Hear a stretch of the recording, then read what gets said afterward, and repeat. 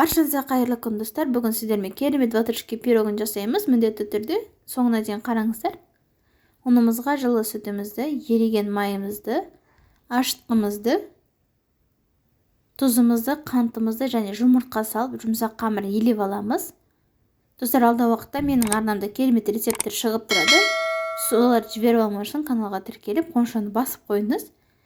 Қамырдың бетін салафанмен, одан кейін орамалмен жауып қоямыз.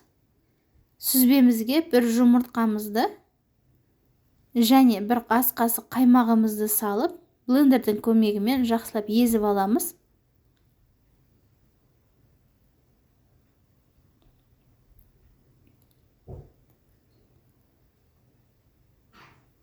Сахарный пудра салып, жақсылап араластырып аламыз.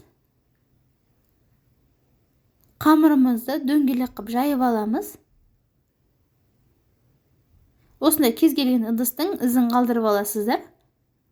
Шеттерін кесіп аламыз.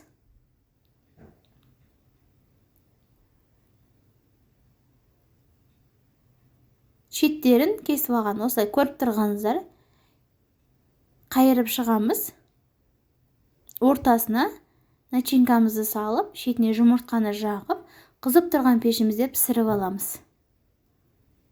Міне осылай керемет болып піседі. Достар, алдағы уақытта менің арнамда керемет рецепттер шығып тұрады. Сол жіберіп алу үшін каналға тіркеліп, қоңшаны басып қойыңыз және достарыңызға жіберуді ұмытпаңыздар.